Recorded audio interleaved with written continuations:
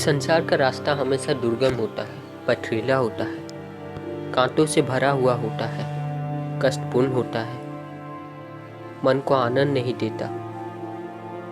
संसार स्वयं ही दुखालय है। परंतु इसमें एक बात अच्छी है कि इसमें जब भी दुख आता है तब सुख आता है, क्योंकि संसार द्वैत भाव से जीता है, यानी सुख दुख एक साथ चलते हैं। जब दुख आता है तो तुरंत बाद सुख भी चला आता है। सुख दुख एक दूसरे का भाई बहन है, एक दूसरे के पीछे लगा रहता है। हमें ना सुख के पीछे जाना है और ना ही दुखी होना है, हमें आनंद रहना है। वास्तव में योग का पद्धति यही है कि जो छोटा है, जो शुद्धतम है, जिसका आयु सबसे कम है, उसके पीछे जाकर क्या फायदा। जो हमें सुख दुख में बनाए रखता है, क्या वो वास्तव में सही चीज़ है? नहीं, हमें आनंद के पीछे जाना चाहिए। और जो नाशवान चीज़ है, जिसका अंत होना निश्चित है, उसमें कैसा सुख है, उसमें कैसा आनंद है? आनंद का कभी भी कोई विलोम शब्द नहीं होता। वास्तव में जो बृहद आकार में होता है, जो बृहद चीज़ें होती है, यानी एक शब्द में कहूँ तो परमानंद सी पनत में ही है। और आत्मा का प्यास ही आनंद होता है। आत्मा का प्यास सुख दुख नहीं। शरीर को सुख दुख का अनुभव होता है, परंतु आत्मा को आनंद चाहिए, आत्मा को सुख दुख नहीं। भौतिकता हमारा माध्यम होना चाहिए और आध्यात्मिकता हमारे जीवन का केंद्र, मोक्ष हमारा लक्ष्य होना चाहिए। समाप्ति ही जीवन का राह होना चाहिए।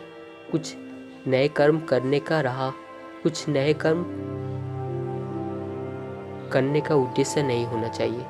इस संसार में निष्काम कर्म के भांति जीवन जीना है। इस संसार में निष्काम कर्म करते रहना है, और निष्काम कर्म वही कर सकता है जो परमार्थी होता है, जो स्वार्थ से मुक्त हो चुका है।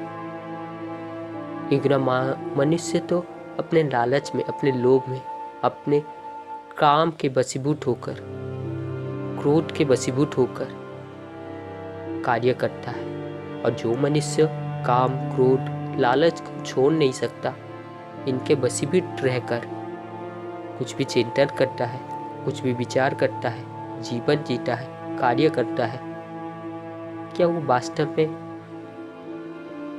उसको प्रगति की ओर ले जा सकती है? नहीं,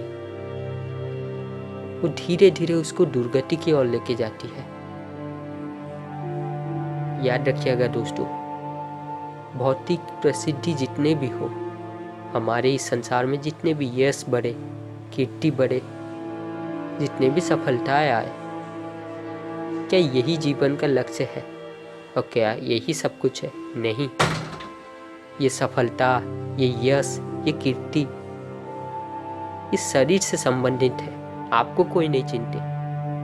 अगर आप इस संसार में सफल है, प्रसिद्ध है, आपका यश चारों ओर गाया जा रहा है, तो फिर ये आपके शरीर से जुड़ा हुआ है। तो आप तो शरीर नहीं, आप इस शरीर में रहने वाले एक चेतना है, और चेतना का स्वभाव है स्वच्छंद आकाश में रहना, यानी आज़ादी।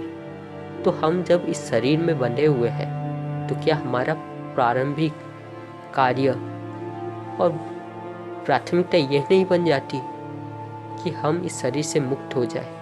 और शरीर से मुक्त होना यानी जन्म मरण के चक्र से मुक्त होना, इस संसार के ऊपर चले जाना। क्योंकि जब तक आप इस संसार में रहेंगे, तब तक आप जन्म मरण के चक्र में आते जाते रहेंगे। इस संसार को साधन बनाना चाहिए, संसार का सदुपयोग करना चाहिए, संसार का कभी भी दुरुपयोग नहीं करना चाहिए। हर चीज का एक सदुपयोग करने का ढंग होता है, तथा दुरुपयोग करने का भी आकार होता है।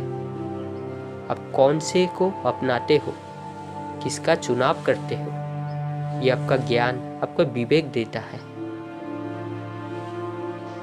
वही शास्त्र वही शस्त्र से एक योद्धा देश की रक्षा करता है तो उसी शस्त्र से एक अपराधी दूसरों को हानि पहुंचाता है, दूसरों का जान लेता है।